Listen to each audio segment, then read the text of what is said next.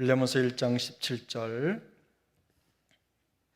17절부터 20절까지 한 절씩 교독하겠습니다. 17절부터 20절.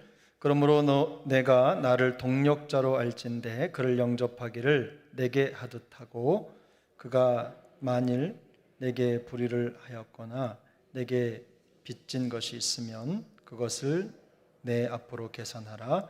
나 바울이 친필로 쓰노니 내가 갚으려니와 내가 이외에 내 자신이 내게 빚진 것은 내가 말하지 아니하노라.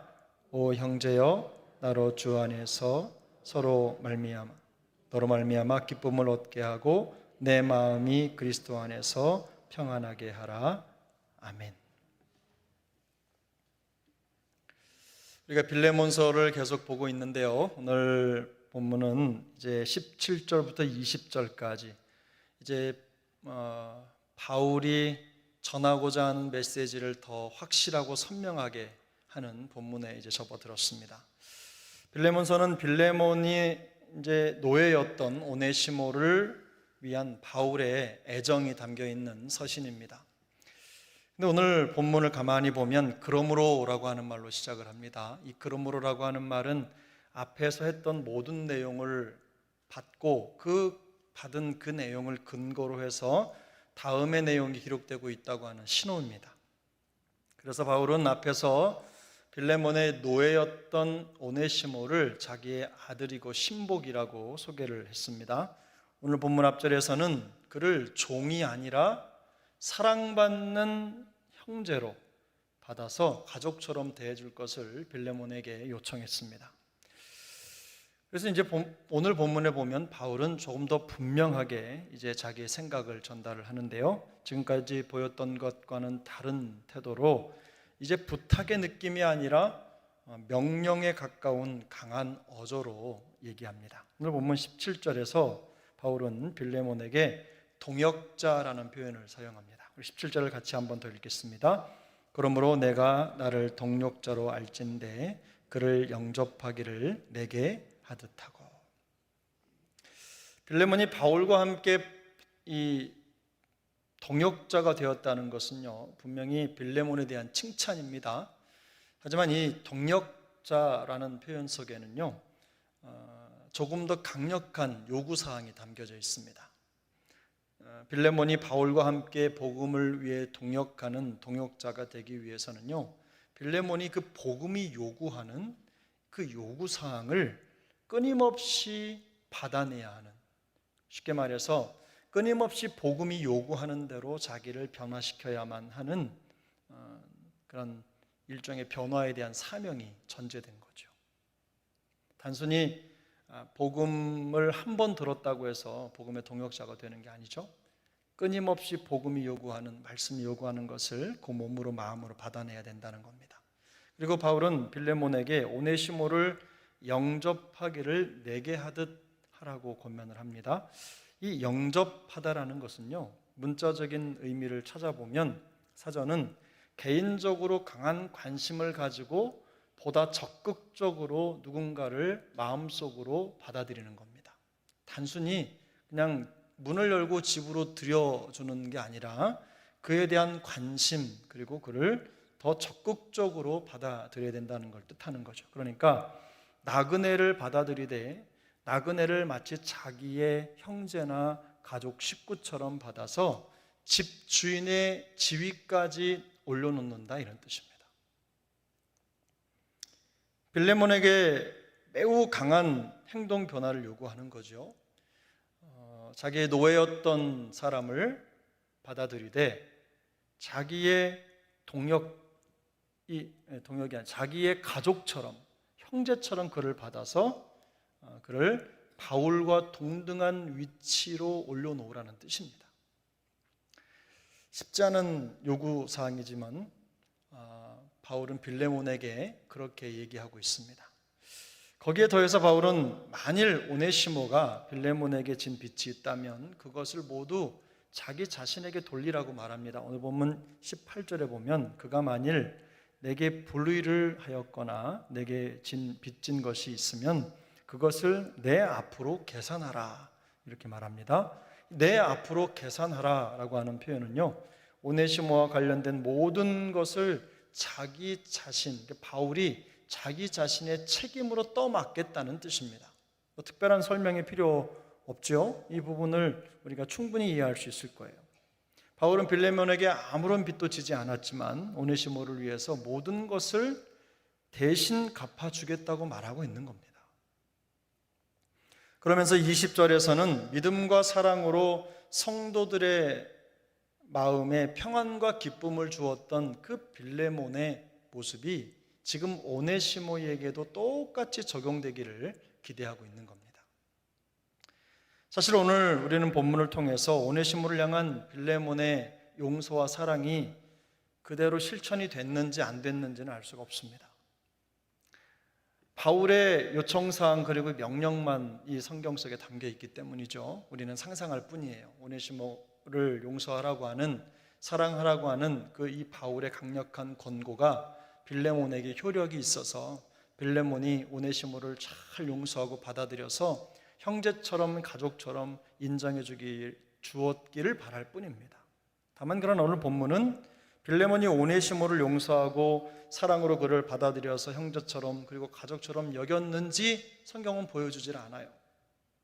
대신 오네시모를 부탁하는 바울의 모습을 보여줍니다. 바울의 모습을 통해서 그리스도인들에게 있어야 하는 매우 중요한 모습이죠. 요즘 이 시대에 교회에 요청하는 아주 중요한 모습을 우리에게 보여주고 있죠. 바울은요, 교회가 세상에 하나님의 사랑을 보여주는 공간이 되어야 된다는 것을 우리에게 보여줍니다. 아주 중요한 진리죠. 세상 속에 교회가 심겨져 있지만 교회라고 하는 공간은 세상과는 다른 공간이라는 뜻입니다. 성도가 세상 속에 살아가지만 성도는 세상 사람과는 다르다는 말과 일맥상통합니다. 그래서 바울은 빌레몬에게 오네시모를 바울처럼 여기고 그를 영접하라고 말했어요. 이 그를 영접하기를 내게 하듯 하고 라는 말은요, 이런 말이에요. 오네시모가 바울이다. 오네시모가 바울이다. 오네시모를 노예라고 생각하지 말고 오네시모를 나 바울이라고 생각해라. 이렇게 바꿔서 생각하라는 거죠. 오네시모를 자기의 아들이라고 했던 바울이 마치 자신이 오네시모가 된 것처럼 그를 대신하고 있다는 뜻입니다. 그럴 필요가 없지만 바울은 오네시모라고 하는 사람에게 새로운 삶을 주고 생명을 주기 위해서 그렇게까지 낮아지는 겁니다.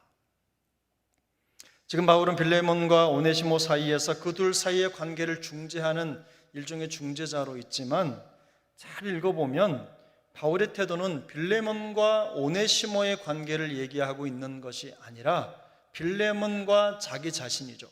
바울과 빌레몬의 관계를 말하고 있는 것 같아요. 여기에 오네시모는 없고 마치 바울이 오네시모에게 뭔가를 요청하는 것 같은 모습을 이 본문을 통해서 우리가 경험하게 된다는 거죠. 관계를 바꿔놓은 거예요. 완전히. 여기에 대해서 바울은 한 발 더 나갑니다. 오늘 본문 18절에서 그가 만일 내게 불의를 하였거나 내게 빚진 것이 있으면 그것을 내 앞으로 계산하라. 바울은 빌레몬에게 말씀드린 대로 아무런 빚도 지지 않았어요. 그런데 내 앞으로 계산하라 라고 하는 것은요, 오네시모에게 무슨 잘못이나 죄가 있던지 그 모든 것이 자기 자신의 책임이라는 뜻이죠. 한 노예의 빚을 기꺼이 갚아주겠다고 말하는 이 다윗의 모습, 이 한 사람의 모습은요, 죄의 메인 자들을 살리시려고 구속해 주시려고 이 땅에 오셔서 우리의 죄를 대속해 주신 주님의 모습을 생각나게 하는 대목입니다. 빌립보서 2장 말씀에 보면 신약성경 318면에 있는데요, 여러분 찾아서 읽어보셔도 좋겠습니다. 제가 읽어드리겠습니다. 너희 안에 이 마음을 품으라. 곧 그리스도 예수의 마음이니 그는 근본 하나님의 본체시나 하나님과 동등됨을 취할 것으로 여기지 아니하시고 오히려 자기를 비워 종의 형체를 가지사 사람들과 같이 되셨고 사람의 모양으로 나타나사 자기를 낮추시고 죽기까지 복종하셨으니 곧 십자가에 죽으심이라. 사람들과 같이 되셨고 오네시모와 같이 되었고 사람의 모양으로 나타나사 오네시모의 모양으로 나타나 자기를 낮추고 자기를 노예처럼 낮추고 라고 하는 이 예수님을 표현하는 표현과 바울이 오네시모를 대신하는 모습이 너무나 닮았습니다. 갈라디아 3장 13절 14절은 이렇게 말씀합니다. 우리 여기는 한번 찾아보겠습니다. 신약성경 305쪽인데요. 갈라디아 3장 13절 14절 갈라디아 3장 13절 14절 신약성경 305면입니다. 함께 읽습니다. 그리스도께서 우리를 위하여 저주를 받은 바 되사 율법의 저주에서 우리를 속량하셨으니 기록된 바 나무에 달린 자마다 저주 아래에 있는 자라 하였습니다. 이는 그리스도 예수 안에서 아브라함의 복이 이방인에게 미치게 하고 또 우리로 하여금 믿음으로 말미암아 성령의 약속을 받게 하려 함이라. 아멘. 결국 예수 안에서 그 믿음의 복이 오네시모에게 미치게 하기 위해서 예수님께서 십자가를 지시고 우리의 모든 죄를 대속하셨던 것처럼 바울이 지금 오네시모를 대신해서 그의 모든 죄와 불의와 죄값을 대신 지겠다고 말하는 거예요. 주님이 우리를 위해 그렇게 하셨죠. 바울이 예수님이 아닌 것은 분명합니다. 그러나 바울의 행동은 예수님의 행동을 생각나게 합니다. 바울은 오네시모를 위해서 자신이 죄를 짓고 도망친 노예였던 이 오네시모의 역할을 자처하고 있는 거예요. 뿐만 아니라 오네시모가 지은 죄와 빚을 자신이 대신 갚겠다고 약속을 하고 있는 겁니다. 이것은 예수님께서 십자가의 고난과 죽음을 통해 보여주신 복음을 자신의 삶으로 받아들여서 그대로 살아내는 이 복음적인 삶을 살아가는 그리스도인의 모습을 보여주고 있는 거죠. 오네시모를 위해 자신을 낮추고 그의 죄와 빚을 탕감하기 위해서 바울은 분명히 뭔가 메시지를 전하고 있습니다. 무엇입니까? 이 시대를 향한 하나님의 음성을 그의 몸에, 그의 삶에 담아서 우리에게 전하는 거죠.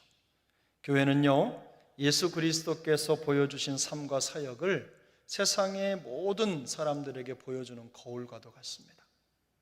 그리고 교회 안에 있는 성도들은요, 이런 삶을 통해서 세상을 향한 하나님의 복음을 보여주는 일종의 복음의 중재자죠.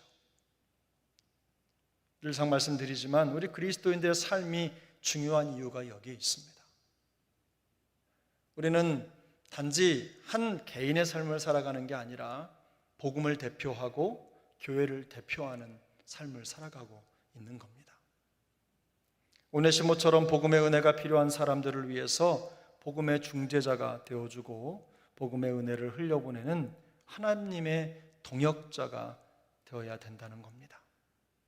이런 사역을 감당하는 에너지가 어디서 나오느냐? 이런 건 알겠는데 이런 에너지를 어디에서 찾느냐? 우리는 항상 고민하겠죠. 물론 판에 박힌 대답이 있을 수 있습니다. 은혜 받아야 되고 복음을 알아야 되고 그저 열심을 다해 열정을 다해 귀한 사명을 감당해야 되겠죠. 근데 조금 더 다른 표현으로 우리가 이런 사역을 감당할 수 있는 에너지를 공급받는 그 에너지의 진원지는요, 우리 자신이 갚을 수 없는 은혜의 빚진 자라고 하는 은혜의식이 있어야 됩니다.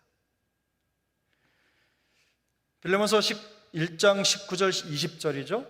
나 바울이 친필로 쓰느니 내가 갚으려니와 내가 이 외에 내 자신이 내게 빚진 것은 내가 말하지 아니하노라. 무엇을 말합니까? 바울은 지금 빌레몬이 바울에게 빚을 졌다고 말하는 거예요. 이 빚을 졌다는 게 무슨 뜻입니까? 바울이 빌레몬을 향해서 너도 오네시모처럼 나에게 복음을 들은 존재라는 거죠. 복음이 아니었으면 지금 누리고 있는 이 구원의 기쁨과 감격을 누릴 수 없었던 그런 존재였는데 복음을 통해서 영원한 생명을 갖게 되었고 복음을 가진 사람으로 살게 되었다는 뜻입니다. 그래서 바울은 그에게 오 형제여 나로 주 안에서 너로 말미암아 기쁨을 얻게 하고 내 마음이 그리스도 안에서 평안하게 하라. 무슨 말입니까? 거의 명령이죠. 빌레몬이 오네시모를 용서하고 받아들이는 것은 결국 바울의 간절한 간청에 대한 승낙이 아니라 은혜를 입은 사람의 당연한 반응이라는 뜻입니다. 예수 그리스도의 십자가의 은혜를 경험한 사람이라면 응당 그렇게 하는 것이 오히려 정상이라는 말씀입니다. 그래서 이제 이 구절은요, 빌레몬이 오네시모를 용서하고 받아들이는 것, 그게 얼마나 복음 앞에서 우리의 삶의 모습으로 드러나야 되는 것인지를 그냥 보여주는 거예요. 내 자신이 내게 빚진 것은 이라는 말은요, 빌레몬이 바울에게 갚아야 할 빚이 있다는 것을 암시한다고 말씀드렸죠. 뿐만 아니라 빌레몬도 구원받은 존재라는 뜻입니다. 결국 빌레몬이 오네시모를 용서하고 사랑하는 것은 자기 자신이 갚을 수 없는 하나님의 은혜를 입은 자라는 은혜의식이 있을 때 가능하게 된다는 거예요. 여러분, 인간적으로 생각해 보면 빌레몬이 왜 오네시모를 용서해야 됩니까? 죄를 지고 여기 본문에는 명확하게 안 나왔지만요, 아마도 재정적인 문제를 일으킨 것 같아요. 오네시모가 돈을 가지고 도망을 쳤든지 아니면 물질적인 큰 손해를 입혔든지 아니면 오네시모가 빌레몬의 노예로서 자기가 감당해야 될 자리를 감당하지 않음으로 인해서 경제적 손실이 났던지 여러 가지 갚아야 할 뭔가 물질적인 보상이 필요하다는 것을 의미하는 거죠. 근데 그것보다도 지금 더 중요한 것은 뭐예요? 이 빌레몬이 바로 이 오네시모를 용서하고 그가 만들어 놓은 어떤 물질적인 어떤 갚음 이런 것보다 더 중요한 것은 그가 그에게 갚을 것보다 이미 받은 게 훨씬 더 많다는 걸 깨닫는 거예요. 우리가 사랑을 주고 누군가를 용서하는 것이 내가 내 것을 그에게 주는 게 아니라 나도 거저받은 것을 그에게 전달해주는 그 통로밖에는 아니라는 거죠. 이런 비슷한 표현이 성경에 있습니다. 에베소서 1장 6절 7절을 보면 이는 그가 사랑하시는 자 안에서 우리에게 거저 주시는 바 그의 은혜의 영광을 찬송하게 하려는 것이라. 우리는 그리스도 안에서 그의 은혜의 풍성함을 따라 그의 피로 말미암아 속량 곧 죄사함을 받았느니라. 우리는 어떤 대가도 지불하지 않고 죄사함의 은혜를 거저 받았습니다. 바울도 그랬고 빌레몬도 그랬습니다. 거저 받았기 때문에 거저 주는 것이 당연합니다. 이 땅의 모든 교회는 매일의 삶 속에서 거저 받은 은혜의 영향력을 드러내도록 부름받은 공동체입니다. 소명 공동체인 거죠. 하나님께서 우리에게 거저 주신 은혜를 세상에 보여주고 나누어 주어야 할 사명과 책임이 자동적으로 부여되는 겁니다. 누구는 받았고 누구는 받지 않은 게 아니라 우리가 교회의 지체로서 교회 공동체의 일원으로 살아가게 되면서부터는 이 사명과 책임을 갖게 되는 겁니다. 고린도전서 11장 1절을 보면요, 내가 그리스도를 본받는 자가 된 것 같이 너희는 나를 본받는 자가 되라 라는 말씀이 있습니다.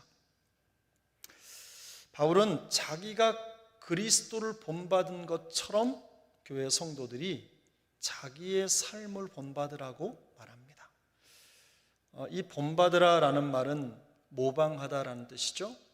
그대로 흉내내서 따라한다는 뜻입니다. 그것을 그대로 똑같이 그 당사자는 될 수 없지만 마치 그 당사자인 것처럼 행동하라는 거예요. 물론 내 행동이 아니기 때문에 어색할 수 있습니다. 우리가 우리의 본성과 우리의 생각과 의지를 넘어서서 예수님이 하신 것처럼 사랑하고 예수님이 하신 것처럼 용서하는 삶을 살아가는 게 어색하고 익숙하지 않을 수 있어요. 어쩌면 평생 그럴 겁니다. 그러나 성경은 뭐라고 말씀합니까? 우리에게 예수님이 하신 것처럼 똑같이 그렇게 예수님을 흉내내면서 살아가야 된다는 겁니다. 그게 부르심이에요. 예수님과 똑같아질 수는 없지만 예수님의 삶과 사역을 모방하고 흉내내면서 세상의 복음의 그림자로서의 역할을 잘 감당해야 된다는 뜻입니다. 그러므로 예수님께서 십자가를 통해 베풀어 주신 그 갚을 수 없는 구속의 은혜를 받은 자라는 은혜의식을 회복할 수 있기를 바랍니다. 오네시모와 같은 복음의 은혜가 필요한 영혼들에게 복음을 전하고 은혜를 나누는 이 복음의 중재자들이 될 수 있기를 바랍니다. 여러분, 한 가지 기억해야 될 게 있습니다. 그건 뭐냐면 용서는 결코 손해보는 장사가 아니라는 겁니다. 제가 경험적으로도 그렇고요. 우리가 누군가를 용서하는 것, 우리에게 불의를 행한 사람이라든가 혹은 돈을 빚진 사람이라든가 큰 돈을 빌려간 사람이 있는데 이렇게 말씀을 드리면 속상하실 수도 있지만 어쨌든 우리가 누군가에게 누군가를 용서해야 할 자리에 있다면, 할 수만 있다면 용서할 수 있기를 바랍니다. 바울은요, 내게 불의하였거나 내게 빚진 것이 있으면 그것을 내 앞으로 계산하라 라고 말을 했는데, 이 말을 가만히 뜯어보면 우리가 지금 바울이 한 삶의 모습, 모습을 예수님의 모습과 그대로 대체해서 생각을 해봤죠. 그렇다면 이 바울의 말은요, 결국 우리에게 무언가를 갚아주어야 할 사람을 우리가 용서하면 그에게 받지 못한 것을 누가 대신 우리에게 주시겠다는 뜻입니까? 주님이 우리에게 대신 주시겠다는 뜻이에요. 그래서 우리가 빌레몬이 오네시모를 용서하고 사랑한다고 해서 그가 손해볼 건 없어요. 왜냐하면 바울이 뭐라고 말했습니까? 내가 다 그것을 갚아주겠다고 했죠. 그냥 무슨 말이라고 하죠? 거저하는 말이 아닙니다. 그냥 형식적으로 하는 말이 아니라 실제로 바울이 그것을 갚아주겠다고 하는 말이에요. 근데 우리가 누군가를 용서하고 누군가를 사랑하면 그 사람에게 우리가 받을 것은 없어지지만, 그러나 우리 주님께서 그것보다 더 좋은 것으로 우리에게 갚아주시는 겁니다. 그런 은혜를 생각하는 거죠. 그래서 우리가 용서를 실천하면 주님이 우리를 대신해서 갚아주신다, 이런 뜻으로 이 본문을 읽어도 저는 무방하리라고 생각합니다. 우리 사랑하는 세종항 영가족들이 이렇게 용서를 실천하고 또 복음의 중재자가 되어서 그리스도 예수의 거룩한 삶을 세상에서 살아내면서 예수님 닮아가는 사람으로, 또 세상에 그리스도 예수의 사랑을 보여주는 교회로 더욱더 견고히 서갈 수 있기를 소망합니다. 기도하겠습니다.